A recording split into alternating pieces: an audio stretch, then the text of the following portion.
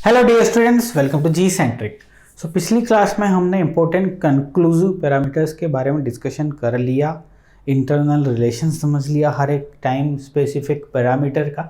ये time domain parameters का, ये rise time, peak time, zeta, omega D, ये सब क्या है? ये time domain parameter of the second order system है। तो अब मैं आपको दिमाग को ब्लो करने के लिए यहाँ पे लिया हूँ ये क्या है? ये क्लोज लूप पोल्स हैं किसी पर्टिकुलर सिस्टम के। 3 सिस्टम्स हैं मेरे पास यहाँ पे, देख लीजिए। दिस इज पहला सिस्टम, नहीं पहला ये ले लेते हैं, पहला, दूसरा और तीसरा, 3 सिस्टम्स हैं। उनके कॉम्प्लेक्स कॉन्जुगेट पोल्स दिए हुए हैं, वो तीनों में हमें कंपेयर करना है। कंपेयर किस में? इनके टाइम डोमेन पैरामीटर में। Identify the variation in the time domain parameters to given poles path in S plane. तो हर एक को जज करेंगे। चलिए शुरुआत करते हैं। देखो, इन तीनों का real part, if real part is alpha और अल्फा सेम है, रियल पार्ट यदि सेम हुआ तो सबसे पहले शुरुआत में ही हम जो करने वाले हैं that is the time constant tau. लिख देता हूं, चलिए, टाइम कांस्टेंट टाउ। और टाउ इज इक्वल टू क्या होता है? 1 upon the real part, magnitude हम ले रहा हूं, और तीनों का ये सेम है। तो इसका मतलब क्या कि all the 3 system settling time will be same, because time constant यदि आपके पास हुआ तो सेटलिंग टाइम के बारे में आपके पास इंफॉर्मेशन है कि सेटलिंग टाइम जो है sir, T of S is equal to 4 times of 1 by alpha, और तीनों का अल्फा तो सेम है, यानी कि settling time for all 3 systems is same. इसका मतलब तीनों सिस्टम सेम टाइम पे सेटल डाउन करेंगे। ये लिख लो, ये कहानी क्या लिख लो? Time constant tau is same for all 3 systems, it means settling time will be same, hence that response will settle at the same time. तीनों में एक सिमिलरिटी हमने देख ली। अच्छा, और आगे बढ़ते हैं। रियल पार्ट को देख लिया। Now what about the frequency वाला पार्ट? फ्रीक्वेंसी सर बढ़ रही है, सर इसकी फ्रीक्वेंसी ज़्यादा है इससे, और सबसे ज़्यादा फ्रीक्वेंसी किसकी है? ओमेगा 3 की, यानी कि डैम्पिंग फ्रीक्वेंसी। ऑब्वियस सी बात है, डैम्पिंग फ्रीक्वेंसी की यदि बात करूँ तो ओमेगा D3 है मेरे पास, ओमेगा D2 है मेरे पास, और ओमेगा D1 है मेरे पास। ज़्यादा कौन सी है? ये ज़्यादा है, ये है रिलेशन। तो इसका आउटकम क्या लिखेंगे आप नोट करके? As we know from the figure, omega D3 is greater than omega D2 is greater than omega D1, it means in the system 3 the frequency of oscillation will be more than 2, and in system 2 the frequency of oscillation will be more than 1। आ गई बात समझ में? अच्छा sir, बड़ा मजा आया sir. अच्छा, अब ओमेगा डी यदि आपको पता है तो 3 चीजें फिर से आपको पता है, और वो है rise time TR3, TR2, TR1। क्या है रिलेशन हम देखेंगे अभी इनमें। आपके पास पीक टाइम्स भी हैं, TP1, TP2, TP3।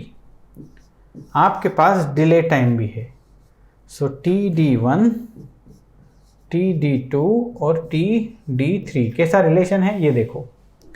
ओमेगा 3 बढ़ रहा, ओमेगा डी बढ़ रहा है, तो रिलेशन इनवर्स रिलेशन है। कैसा रिलेशन है सर?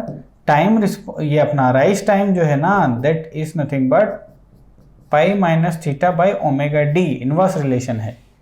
यदि ये ज़्यादा होगा तो ये कम होगा, तो इसका मतलब रिलेशन ऐसा आ रहा है, ये ज़्यादा है तो ये कम है, ये कम है तो ये ज़्यादा है। मतलब तीनों में से सबसे कम स्पीड वाला कौन सा है जी?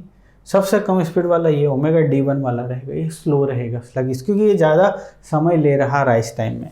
सिमिलरली यदि आप TP को देखोगे तो वो है n pi by omega D, ये भी इनवर्स रिलेशन।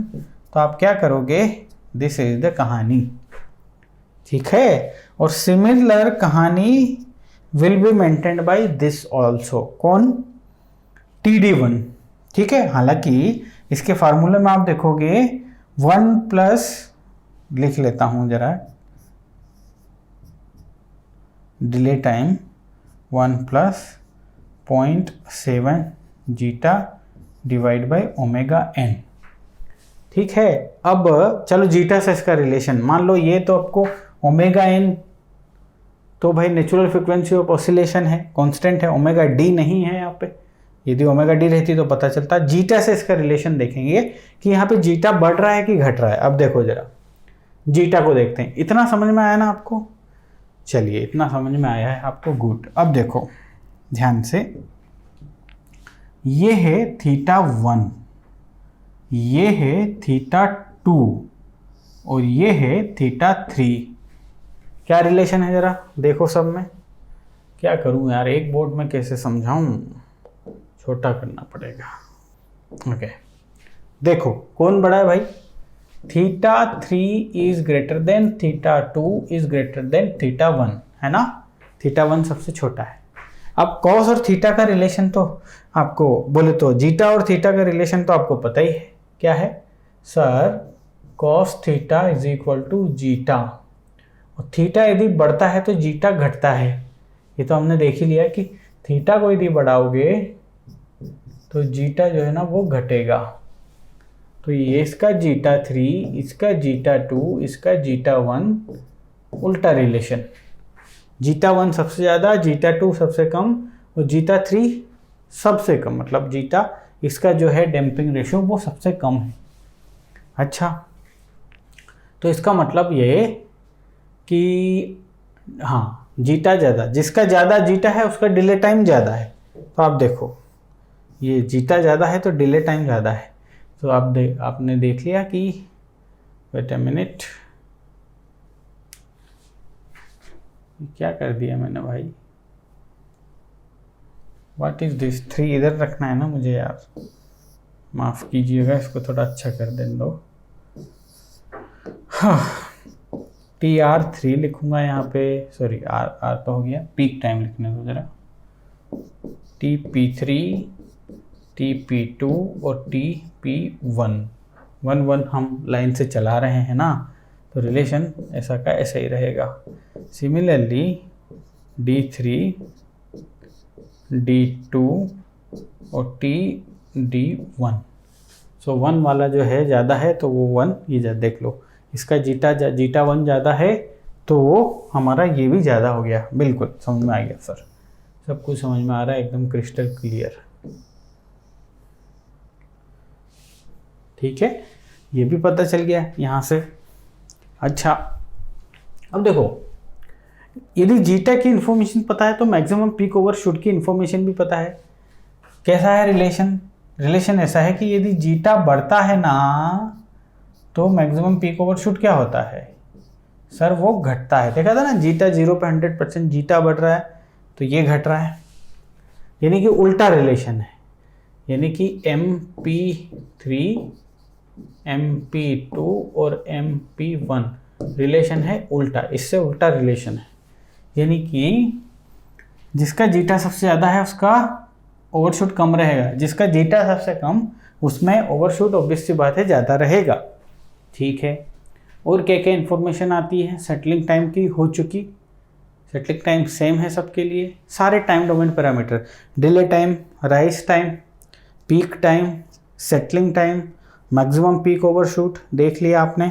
और बताइए, ये थीटा बीटा सारा रिलेशन देख लिया। क्या अब हम इसके लिए ड्रॉ कर सकते हैं, इन इंफॉर्मेशन से क्या इसका रिस्पॉन्स ड्रॉ कर सकते हैं? कोशिश करते हैं, देखना जरा। चलो, हमारे पास सिस्टम कौन कौन से भाई साहब, 1 2 3 तीनों का प्लॉट तैयार करेंगे। और तीनों के प्लॉट को तैयार करने के लिए जो इन्फॉर्मेशन मिलेगी वो हमें कहाँ से मिलेगी, जो हमने यहाँ से निकाली। सबसे पहले ड्रॉ करने के लिए हमें देखना है टाइम रिस्पॉन्स किसका, बोले तो राइज टाइम किसका कम है। तो जिसका कम है उसकी वेवफॉर्म सबसे पहले आएगी। तो TR1 सबसे कम की बात कर रहे हैं, TR3, TP3, TD3, यानी कि जो तीसरे नंबर का है ना उसकी वेवफॉर्म आपको कम छोटी बनानी है। ठीक है, यहाँ से ये इन्फॉर्मेशन मैंने ले ली। सबसे पहले टाइम को देखेंगे, ठीक है। और जैसे ही टाइम को देखा भाई साहब, यहाँ ज़रा देखो कि इसकी वेवफॉर्म बना रहा हूँ मैं, तो उसको सबसे पहले बनाना पड़ेगा। हियर इट इज, समझ रहे बात को? तो ये चला, ये चला, ये चला, और ये यहाँ पे सेटल करवा दीजिए। देख लो, इसका ये है वेवफॉर्म नंबर 3, नाम दे दो इसको। अब इसके बाद बारी है वेवफॉर्म नंबर 2 की, तो 2 को भी ड्रॉ करते हैं। अच्छा, पीक टाइम क्या है? अलग अलग है सबका पीक टाइम, ध्यान रखना पड़ेगा ना आप, किसको कितना ऊंचा नीचा बनाना है। तो पीक टाइम किसका है? MP, इसका सबसे ज़्यादा है, उसके बाद इसका, उसके बाद इसका, बिल्कुल। यानी कि अगली जो वेवफॉर्म बनेगी ना बेटा, वो कैसी बनेगी? वो बनेगी ऐसी, लेकिन सेटल वहीं पे होंगे, सभी सेटल वहीं पे होंगे, ठीक है। अच्छा, फ्रीक्वेंसी का भी ध्यान रखना है। फ्रीक्वेंसी ऑफ ऑसिलेशन सबसे ज़्यादा किसका है, वो भी देखो जरा, कहाँ है फ्रीक्वेंसी ऑफ ऑसिलेशन? यहाँ, इसमें 3 वाले में सबसे ज़्यादा रहेगी और कम कम कम होती जाएगी। ऑब्वियस सी बात है, सबसे ज़्यादा फ्रीक्वेंसी इसकी है, इनकी कम है बाकियों की, ठीक है। तो ये है नंबर 2। और नंबर 3 की जब बात करेंगे तो नंबर 3 भी बना दीजिए। ये लीजिए, ये इसका ओवरशूट यहाँ पे आ गया, और ये और ये और ये और ये सेटल डाउन, तीनों साथ में सेटल डाउन। अब यहाँ इन्फॉर्मेशन जो जो आपने किया और जो जो कैलकुलेट किया, वो सब कुछ आपने यहाँ पे निकाल दिया है, कच्चा चिट्ठा, सब कुछ आपको समझ में आएगा। देखो जरा ध्यान से, ये इसका राइज टाइम है, सॉरी, इसका राइज टाइम, इसका राइज टाइम यहाँ है, और इसका राइज टाइम यहाँ है। अब देख लो रिलेशन जो निकाला आपने, देख लो आपको T1 आपको ज़्यादा रहेगा, T2, T3 जो भी लिखा है यहाँ बोर्ड में, मैं वहाँ बार बार वो ले जा रहा हूँ, ऊपर कर रहा हूँ, तो आपको इरिटेटिंग लग रहा होगा। लेकिन क्या क्या इन्फॉर्मेशन है कि सर इसमें ओमेगा डी ज़्यादा है, इसमें ओमेगा डी कम है, इसमें ओमेगा मतलब फ्रीक्वेंसी ऑफ ऑसिलेशन देखो छोटे वाले में सबसे कम हो गया, राइज टाइम और ये सारी इन्फॉर्मेशन है, तीनों को एक साथ सेटल करवा दिया। Peak power, maximum peak overshoot इसका ज़्यादा था, उसके बाद ये था, उसके बाद ये था, तो ये इन्फॉर्मेशन भी हमने यहाँ पे आपको बना दी। देख लो सारी इन्फॉर्मेशन इस ग्राफ में आप देखोगे तो पाओगे कि जो जो आप कैलकुलेट किए हैं ना, सब यहाँ पे बना दिया, एकदम छोटा करके यदि आप देखो इसको सबको, तो जो जो आपने लिखा है ना वही दिखेगा। अभी सिर्फ दिखा रहा हूँ, कैमरे में तो बहुत ही छोटा हो गया है ये, क्या करें यार, बोर्ड में एक साथ दिखा भी नहीं सकते, और एक साथ दिखाएंगे नहीं तो मज़ा कैसे आएगा। चलो यहाँ से शुरू करें। टाइम कॉन्स्टेंट सबका सेम, इसलिए सेटलिंग टाइम सेम, बिल्कुल एक साथ हम सबको करवा रहे हैं। ओमेगा D3 सबसे ज़्यादा फ्रिक्वेंसी 3 वाले में है, ये दिख रही है सर। राइज टाइम किसका सबसे बड़ा है? TR1 का, तो ये 1 का राइज टाइम ज़्यादा है, उसके बाद 2 का, उसके बाद TP3, ये सब एक साथ जुड़े हुए हैं, ठीक है, okay. Now peak overshoot, so peak overshoot, everything is crystal clear, समझ में आ गया। चलो अगला देखो, कितना ब्यूटीफुल रिलेशन आ रहा ना, पानी पी लेते। चलिए देखिए ज़रा यहाँ पे, अब यहाँ पे टाइम कांस्टेंट डिफरेंट है भाई साहब, ये इसकी रियल वैल्यू है, लेट्स टेक इट α1, ये α2, ये α3। इन सब में क्या सेम होगा? सिर्फ फ्रीक्वेंसी ऑफ ऑसिलेशन, क्योंकि वो कांस्टेंट है। अब देखो ये जो भी ओमेगा डी है, system 1, system 2, system 3, omega D1, omega D2, omega D3 सब सेम है। तो चलो इन्फॉर्मेशन को लिखते चलें, omega D1, D2 and omega D3 ये सेम है। इसका मतलब ये कि सभी में सेम टू सेम फ्रीक्वेंसी बनेगी, यानी कि फ्रीक्वेंसी ऑफ ऑसिलेशन तीनों के सेम बनेंगे। अब α1, α2, α3 तो अलग ही कहानी है, α3 सबसे ज़्यादा है ना, तो यहाँ है 3, यहाँ है 2, यहाँ है 1, α3 ज़्यादा। तो α3 यदि ज़्यादा तो टाइम कांस्टेंट किसका ज़्यादा? इसके उल्टा है ना टाइम कांस्टेंट, तो यहाँ यदि टाउ 1 है, टाउ 2 है, टाउ 3 है, तो उसका रिलेशन उल्टा है अल्फ़ा के साथ। सबसे ज़्यादा टाइम कॉन्स्टेंट किसका पाओगे आप, इसका। मान लो यहाँ 2 है, यहाँ 3 है, यहाँ 4 है, ये 1/2, ये 1/3, 1/4, ज़्यादा टाइम कॉन्स्टेंट किसने दिया, इसने दिया। अच्छा, तो टाइम कॉन्स्टेंट यदि इसने ज़्यादा दे दिया तो सेटलिंग टाइम भी किसका ज़्यादा है भाई साहब, इसी का। सेटलिंग टाइम ये ज़्यादा लेगा और ये उससे कम लेगा और ये सबसे कम लेगा। सेटलिंग टाइम भी देख लिया, ठीक है। फ्रीक्वेंसी ऑफ ऑसिलेशन चूंकि फिक्स्ड है ओमेगा डी, तो ओमेगा डी से हमें टाउ के बारे में जानकारी मिल सकती है। बोले तो सॉरी, टाउ नहीं, राइज टाइम। राइज टाइम क्या होगा भाई, ओमेगा डी फिक्स्ड है तो सॉरी, राइज टाइम को फार्मूले से देखना पड़ेगा। देखो टी आर की चर्चा कर रहे हैं, so T R is nothing but pi minus theta upon omega D. So ये तो कॉन्स्टेंट है बट थीटा भी इन्वॉल्व है इसमें, तो डायरेक्ट इसको देख के नहीं बता सकते हैं। तो चलो हम करते हैं फिर। थीटा क्या हो रहा है देखो ज़रा, ये है थीटा 1, ये है थीटा 2, थीटा 1, थीटा 2 और ये है थीटा 3। सबसे ज़्यादा वैल्यू किसकी है, थीटा 1 की। चलिए थीटा 1, थीटा 2, थीटा 3, ठीक है। अब यहाँ से आप कंक्लूड कर पाओगे ओमेगा डी तो कांस्टेंट है, लेकिन अभी चलो थीटा है तो जीटा को भी कर देता हूँ। जीटा, जीटा 1, जीटा 2 और जीटा 3। रिलेशन आपको उल्टा है इन दोनों में, तो ऐसा कर दो। यानी कि सबसे ज़्यादा डैम्पिंग किसकी है, 3 वाले सिस्टम की। सबसे कम डैम्पिंग किसकी है, जीटा 1 की। जो भी इमेजिनरी एक्सिस के पास है ऑब्वियस सी बात है उसकी डैम्पिंग कम है। जितना आप लेफ्ट आते जाओगे ना, इतना ज़्यादा स्ट्रॉन्ग होते जाओगे, यानी कि जीटा की वैल्यू बढ़ती जाएगी। देखो आप, बढ़ी रही है जीटा की वैल्यू, ठीक है। अच्छा, तो जीटा भी हो गया, ये भी हो गया। जीटा से क्या इन्फॉर्मेशन, राइज टाइम की इन्फॉर्मेशन निकालते हैं ज़रा। सर थीटा बढ़ रहा है तो ध्यान से देखो, पाई माइनस थीटा, पाई माइनस थीटा, थीटा की वैल्यू बढ़ेगी तो टी आर की घटेगी ना भाई साहब। यहाँ से तो उल्टा आ गया ये। थीटा देखो समथिंग माइनस, तो पाई में से ज़्यादा घटाया तो ये कम आया, पाई में से कम घटाया तो ये ज़्यादा आया। तो कुल मिला के उल्टा रिलेशन है थीटा के साथ इसका।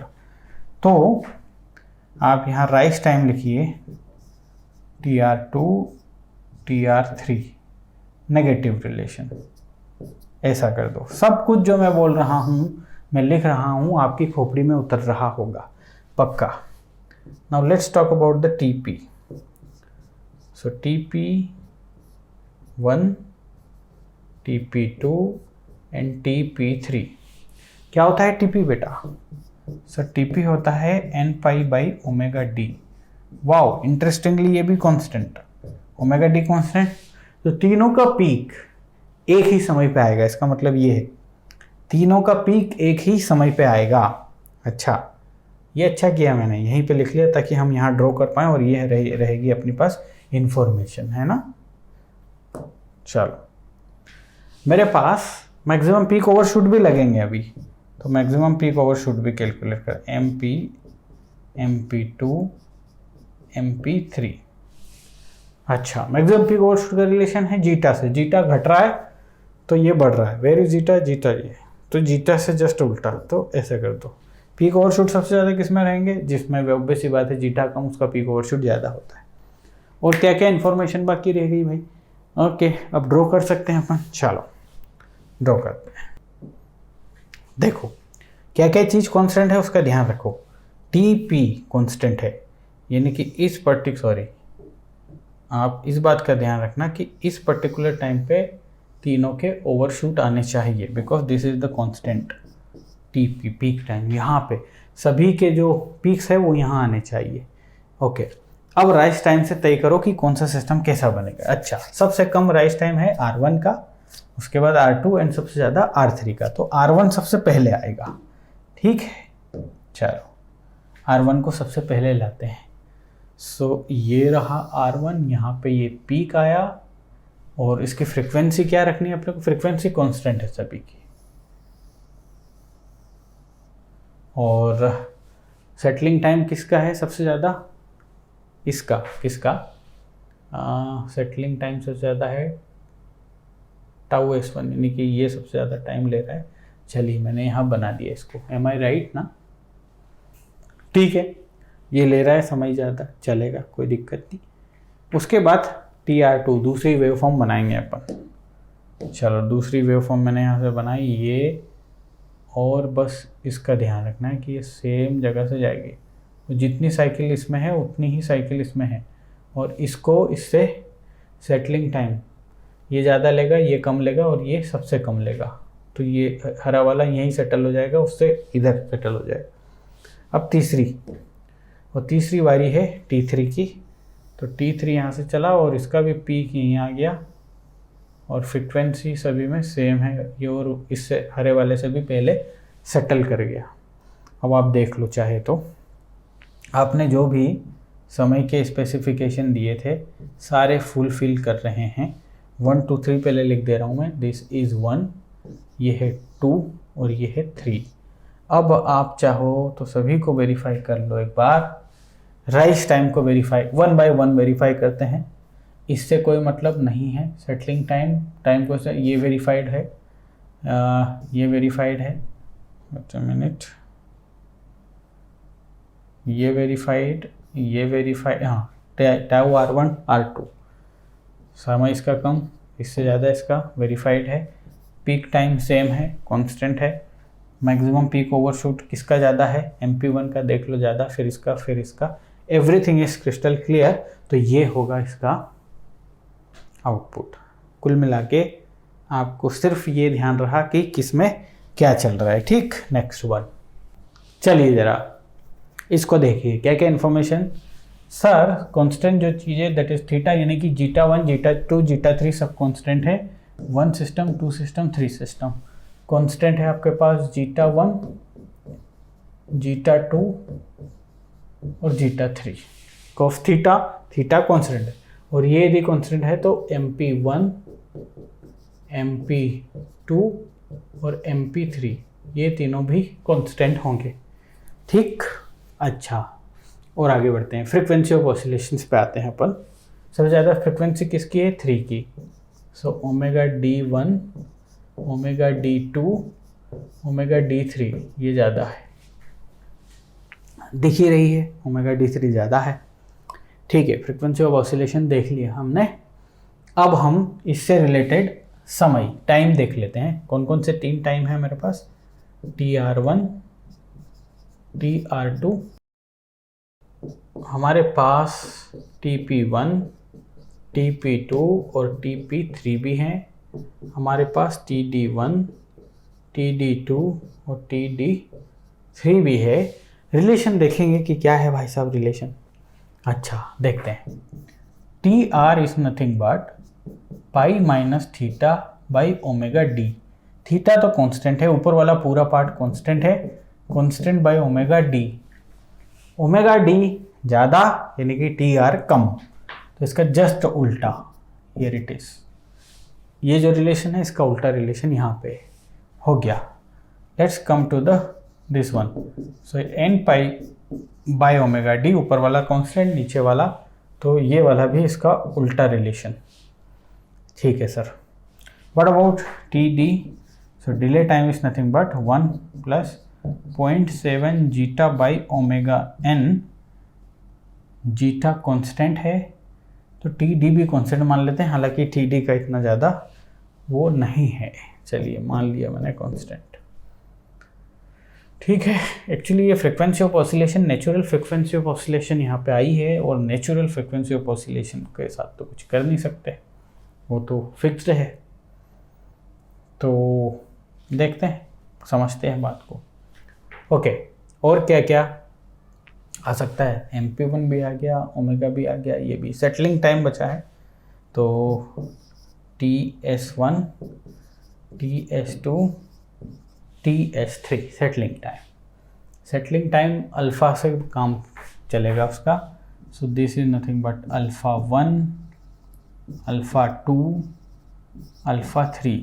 तो टाइम कांस्टेंट सबसे ज़्यादा है टाउ 1, यानी कि दिस, ये टाइम कांस्टेंट हो गया तो सेटल डाउन की इन्फॉर्मेशन भी आ गई। अब सारी इन्फॉर्मेशन आ गई ना, और कुछ बचा क्या? बिल्कुल नहीं। चलो ड्रॉ करते हैं फिर। अब ये देख लो कि क्या कांस्टेंट है।